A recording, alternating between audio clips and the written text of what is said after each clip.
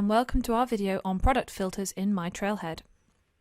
myTrailhead have released their next update in product filters. We can now create our own product filters relevant to our business and associate the filters to our myTrailhead content. All you have to do is create the filter and then add it to the module that you would like to be selected. Once this has been published, our users will be able to filter on the content about that topic.